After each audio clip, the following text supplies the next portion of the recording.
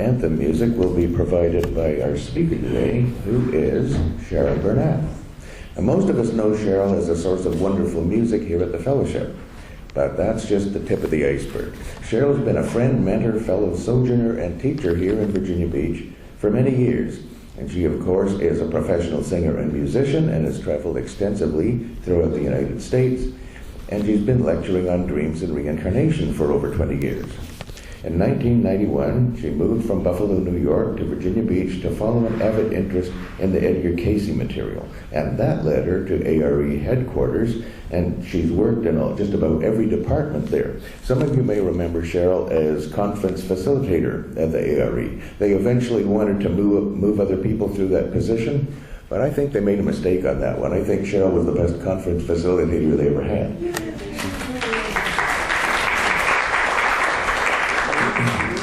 She had brought a welcoming, genuine energy that they don't all have.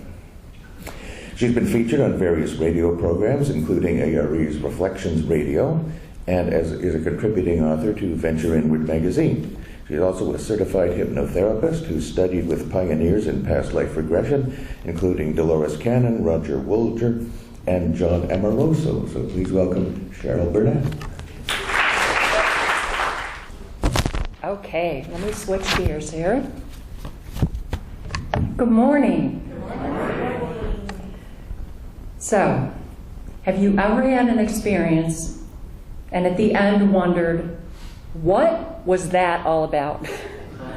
I mean, what was that really all about? Because sometimes you have the sneaking suspicion that that movie that is your life that you just starred in really was not the important part, and it doesn't matter what the audience thought or what the critics said or what the reviews said. It was really what went on behind the scenes. How the mysterious cosmic stagehands set the scene, and how the playwright wove the story, and how the lights fell just so sometimes to draw your attention to a particular scene. And who cast the players in our movies in those specific roles. That was the real story. So this is a true story. The names have not been changed to protect the innocent. The first characters on stage are people most of you are familiar with, David and I. And despite our mild, peace-loving appearances, you might be surprised to know that for many years we've had a sword in our closet. A real live, steel sword about this long. And not a pirate sword, although David would make a great pirate, I can tell. But it was a Civil War sword that had been passed down in my family from my great-great-grandfather, John L. Croft. And I used to imagine that if anyone ever broke into my house, I could pull out this Civil War sword, and they would really be surprised, wouldn't they? That would get in the Virginia pilot for sure. So I guess the next character to step on stage was this sword. And it was a presentation sword. So it was very fancy, and it had this really cool scabbard that I used to like to pull it out when I was a kid once in a while. And there was a plaque on the side that read, "Presented to Lieutenant John L. Croft by the non-commissioned officers of Pennsylvania 1st Cavalry, Company G," because he was in the cavalry, and then the names of the men who presented it to him. And it had been given at the end of the war, so it wasn't like it was ever used in the war. But still, we always had sort of a problem having this weapon in the house because it really didn't kind of match our energy. And so the sword stayed in the closet and basically lived in the closet. And thinking back, I realized that my whole life, this sword had lived in a closet. Because I remembered my great-grandfather, Pop, who used to come and visit my grandparents when I was still a baby, and that sword had been passed down to him from his father and then been given to my grandfather. And apparently there was some kind of family feud that was kind of vaguely whispered about, that my grandfather might have actually taken the sword from his brother one time when they were at the house. So there was this kind of underlying current that something had gone on around the sword. So even when Pop was visiting, the sword stayed in the closet and really never came out. And I remember only seeing it pretty much at Christmas, when they would take the Christmas decorations out, and then they seemed to be sort of surprised that it was still in there, and they would pull it out, and I would get to gently swing it around a little bit. We had all girls in the family as granddaughters, so thank goodness, because if there had been boys in the family, they probably would have taken the house down with that sword. But when my grandparents died, it made its way to my mom's closet. And once David and I had taken it to an antiques fair in Suffolk, and the guy who looked at it got all excited and said that this was really an amazing find, and he'd be willing to buy it right then. But my mom was still alive, and I knew she was really attached to it, and she had memories of it being passed down in her family. So although a lot of her memories would have been like mine, and it was that the sword was in the closet and eventually, would come out once in a while, but she still really wasn't ready to let it go. So it came home and went back in the closet. Now the plot thickens, because recently David was let go from his job, and he had been there 31 years, and we reframed the situation right away, because that's how we are, from being let go to being set free from the 9-to-5 world. Now, however, the topic of the sword came up again, because now we could use the money, and it seemed like a perfect time, and Mom had been made her transition a couple years ago, to give it to somebody who might really appreciate it, maybe who was a collector, and take it out of the closet. So I have to admit I was a little conflicted about selling it. It was really the only thing we had in our family that had been passed down. But I just couldn't see our house with the sword hanging on the wall over our Kuan Yin statues and our own throws. It just didn't fit. So I started reaching out to various collectors who look for Civil War stuff. And the original man we talked to, and when I talked to him, he said that he didn't buy Union stuff anymore, and he only bought Confederate stuff. And this was the Union sword, and this is Virginia. So we figured we were probably going to have to go north. And I really felt like I wasn't getting anywhere. And we had really high hopes because of what they said at the antiques fair we had gone to. And so we kind of were stuck. And then I realized I had missed something really important. And that was that I needed to get permission to let this go that had been passed down in the family. So I didn't tell David, but I went outside, and I sat outside and I did a meditation and I did a prayer. And I asked the spirit of my great-great-grandfather for permission to pass this on to someone who would really appreciate it. And I did the Huna prayer, which some of you might be familiar with, which is, I'm sorry, please forgive me, thank you, I love you, which seemed especially appropriate to this particular letting go. And I also realized that as I was doing this, and I felt like I was really connecting with the spirit of him, to thank him for whatever it was that he had done, that they got together and awarded him this sword, but also that he was also forgiven for anything that he had done in the chaos of war, and also that he needed to forgive anyone who had done anything to him, but also he needed to forgive himself, and that was what was really important. Then I asked for my mom's permission as well, and at the end I really felt a sense of peace, and I felt like it was really okay to let go of it. And I went inside, and I had turned my cell phone off, and as I turned my cell phone back on, I saw in my emails, I had just gotten an email from a collector in Gettysburg who just emailed me to say he was interested in the sword. So that's one of those, the lighting crew put the light just on that particular meditation, and the energy was freed up. So when I spoke to him, he said, well, the more you know about this man who got the sword, your great-grandfather, the more money it will bring in when I sell it.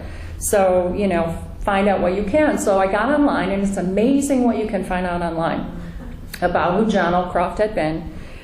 And as I dug deeper, he really started to become a person. And no one in my family ever really talked about him. I never saw a picture, just that we had this sort. Really didn't know anything about him at all.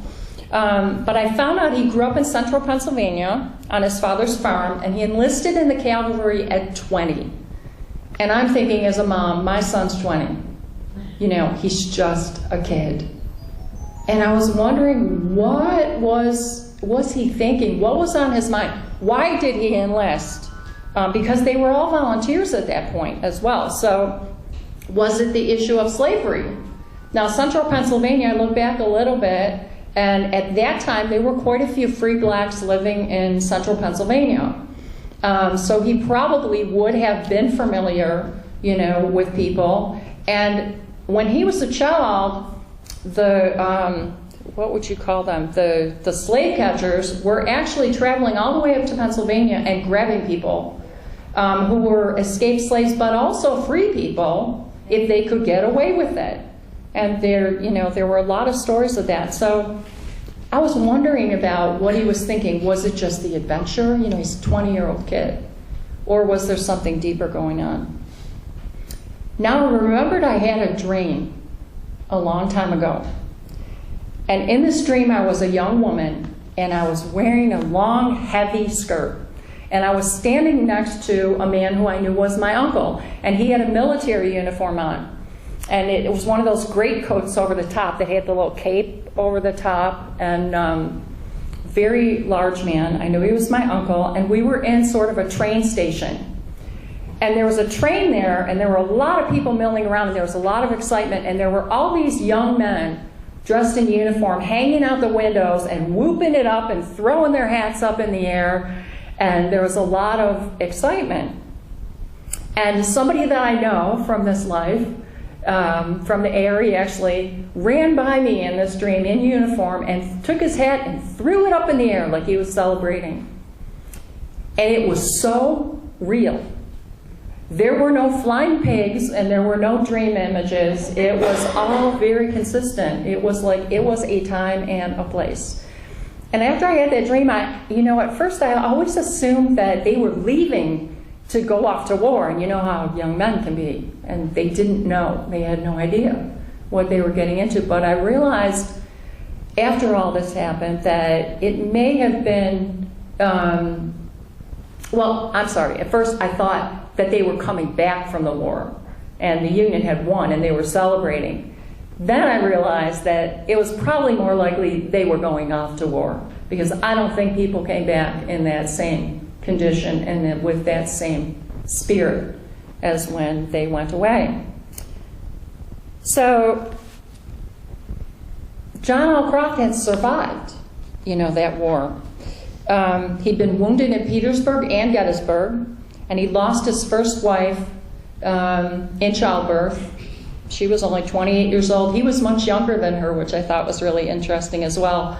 And he lost 2 children as an infant, but he survived. He lived to be 82, and he had 10 children, and they all grew up. And they all got married but one, and they all had children. So he had a lot of grandchildren. Not a small feat in those days that all his children ended up growing up. And I found where the family graves were in Center County, Pennsylvania. I found his military card. I found his name on a plaque at Gettysburg. I found his death certificate. Now, there was a story in my family that was kind of vague, but that there was some statue somewhere of John L. Croft in front of a courthouse or in a town square, but nobody remembered where it was, what town it was in, and Pennsylvania is a big place, and there's a lot of Civil War statues. My parents had actually looked one time to try and find when they took a trip, and so it was just kind of this vague memory, and I thought, well, if I could find this would be pretty cool. So I was telling David about this mythology that we had, that there was some statue somewhere, and David got this strange look on his face, and he said, well, he had gone to Penn State. He went to school at Penn State, which is right in the same county, actually.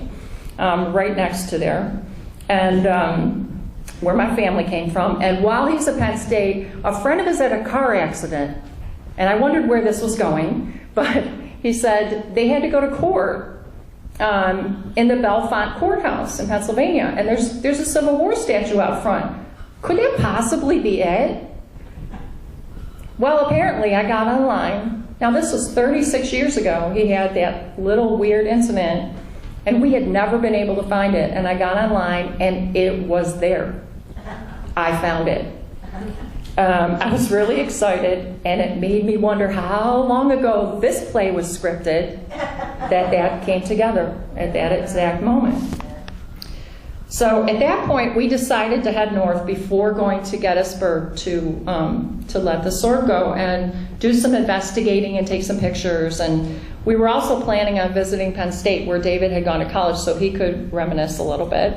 And I got on the computer to do some more research, and I was aware that there was a family genealogy somewhere. This was another thing that most of the people in my family had been passed on, of that generation that remembered anything. But somebody had done a family genealogy, and it was somewhere on that side of the family, but nobody remembered where it was or who had done it.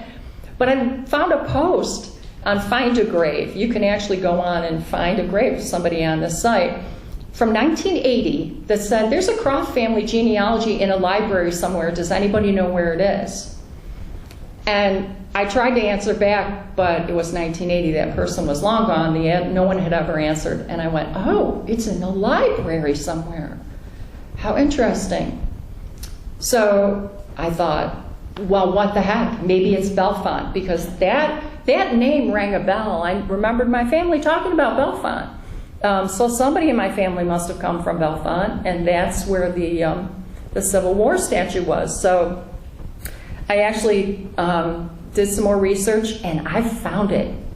And it was in that library, and no one in my family had ever known that it was there.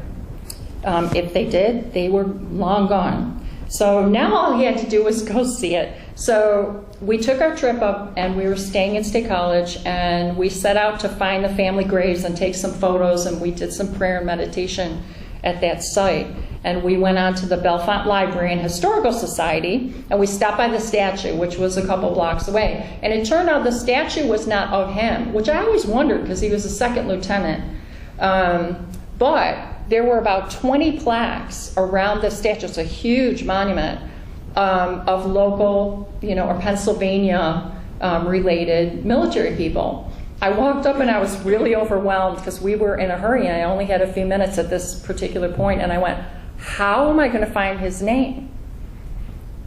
And I walked around to the front and I walked right up to it. So, and I don't know how I found it, and it was in a fairly prominent place, so I could have spent a lot of time there going through all those names. But I found it, and I sort of felt led, I felt like he was there the whole time. So next we went to the Historical Society, and the woman found the book for us, and it was written by a granddaughter of John on another branch. It would probably pass down by this time. And besides all the complicated family trees, there was this really newsy description of the old family farm. Apparently, he had built the home on this farm, on this very large farm, and it was quite a self-sufficient operation. It had a millstone, it had water wheels for grinding wheat, they had crops, it had a blacksmith shop for horses, they had 2 big spring-fed ponds, and they had so many kids and grandkids that they had, they had the workforce right there. So I discovered the farm had been passed down in my family, and it was still in the family somewhere as of 1980, but it was under a different surname because it was by marriage. So I kind of just filed this away. And it sort of was starting to feel like everything was planned out in advance, and doors would just magically open and people would hand me information. So the next day we roamed Penn State campus a little bit for David, and we were looking around, and David happened to mention that when he actually lived on a farm somewhere, and it was in Bellefonte. Wasn't the same farm, but it was in Bellefonte somewhere when he was in college, and I was like, really? Right here? So we were kind of, he didn't drive then, so he didn't remember the road name or anything. He walked everywhere. So we were kind of driving around, seeing if we could find it, and we couldn't. So I got it in my head that I had the name of the town where my great-great-grandfather had died. And I went, maybe we could find a farm. And I'm thinking in my head, this is really, we don't have a road, we don't have an address, we really don't have anything but the name of the town. So we took off for the town. It was only 20 minutes away. And we got there, and we kind of stopped at this crossroads, and it was like Pungo. That was the town. That was it. That one little crossroads, pretty much. All farms everywhere. And we saw an older guy riding on this little cart out in his gravel driveway, and David's like, oh, stop and ask him. Come on, what the heck? So we stopped the car, and he kind of looked funny and kind of drove over. And we asked him, you know, I said, there's a farm in my family. It might still be in my family. It's just a big old farm. And he's like, there are farms everywhere here, you know. And he thought a little bit, and he laughed. It's like, that's 150 years ago. And he said, maybe you should ask the guy at the country store. And there was a little country store around the corner. Well, it turned out he was the owner of the country store. So I guess that was a family joke. I don't know. It was a country joke. But he said, well, I don't know. Maybe the old Sailor's place. And I went, that was discerning. Now, I had driven off and not brought the name with me of the family that actually owned it in 1980. So I couldn't remember it. But when he said it, I went, that's it. That's the name. So he gave us directions, and at first we got lost, and we drove around a little bit, but he gave us pretty good directions, and we ended up on these crazy hilly mountain roads. Devil's Elbow was one of them, so you can imagine. And we actually ended up on this road. There were only about 5 houses on that road.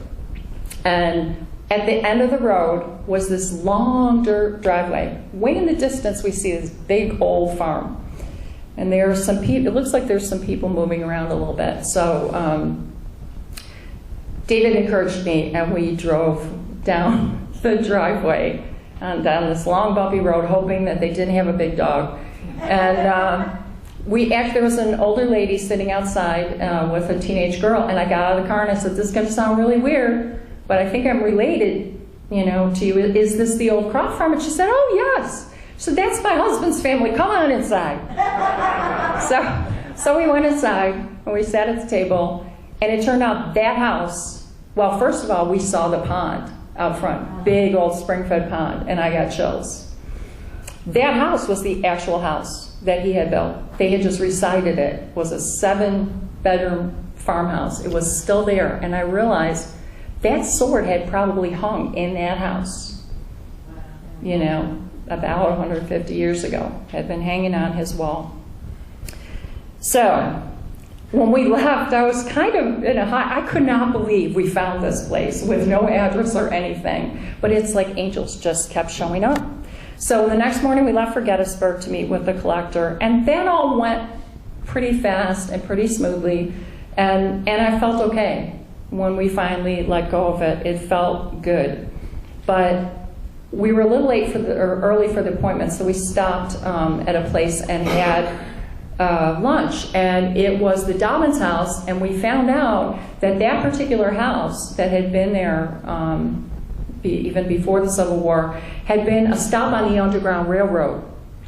And David and I both got chills when we found that out, and we actually saw the room where they used to keep the runaway slaves. They had a shelf that they slid and locked into place so nobody would know they were there. And also found out that Gettysburg, where we were, was one of the first stops on the Underground Railroad, and I found out that Bellefonte was another stop on the Underground Railroad, and that gave me chills. We've never been attracted to places like Gettysburg because of all the violence and the energy, but that we could resonate to. And I wondered about my family on that farm. Had they hidden anybody on their farm? They had 110 acres that they still had. And I had a dream when I lived out in Clarence in New York. Right across the street there was a stream, and we used to play on the creek bank. And we actually found an old Civil War graveyard buried in vines and choked in trees and stuff, and later they cleared it out and made a historical marker there, but it was in the weeds there. I dreamt that on the side of the creek bank there was a doorway that was hidden, and when you went in, it was a dirt, kind of a short dirt tunnel that was firmed up with timbers that you could walk through, and when you came out the other end, it was in a big old farmhouse with a big stone fireplace, and that's where you came out, and there were all these people working in the kitchen, and it looked like in the olden days. But when I woke up from that dream, I thought it was a real memory. It felt real. I've never had another dream that felt that real, and I kept saying, that can't have happened.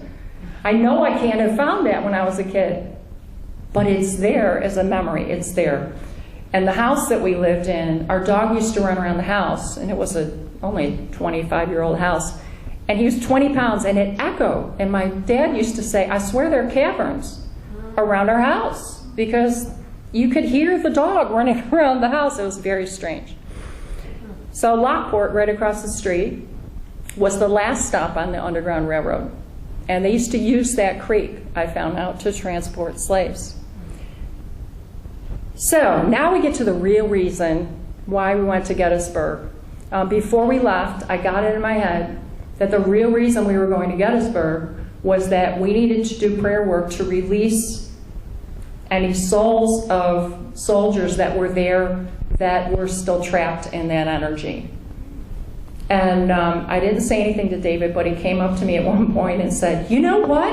I think when we go to Gettysburg, we should stay overnight, because we're supposed to do prayer work in Gettysburg to release those soldiers that are stuck in Gettysburg. And I just wanted to cry, because I knew that was what we were supposed to do.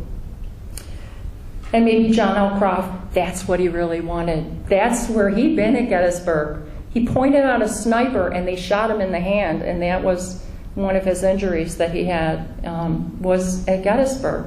So we sat down that night, and we did a meditation, and we said a prayer, and we each did it in our own way. And David said, when we were done, he said, now it's really interesting. He said, I saw this big beam of white light, like a cone of white light coming down. And he said, it was so vivid. And I told him that what I was envisioning was a beam of white light coming down, kind of like a portal, with beings there to help, to release any of those souls who just couldn't let go of their swords. You know, I was telling them that only love is real, and to forgive those other boys, because that's mostly what they were, and to forgive themselves and to let go of their swords because they were no longer serving them. Now, what I haven't said is I actually found a photo of my great-great-grandfather. No one in my family had ever seen a photo. In the genealogy, there was a photo, and he looked so much like Pop, my great-grandfather. The thing that was the most striking was in all those old photos, if you notice, they don't smile, because you had to hold still for like I don't know how many minutes while they exposed it. So it was hard to smile. But he had almost a smile. He had this little grin and this real glimmer in his eyes that was so appealing that you don't see in a lot of the old photos. They look so stern. And so really, the story about the sword became something entirely different. In the end, it became a story about helping lost souls put down their swords once for and to move on.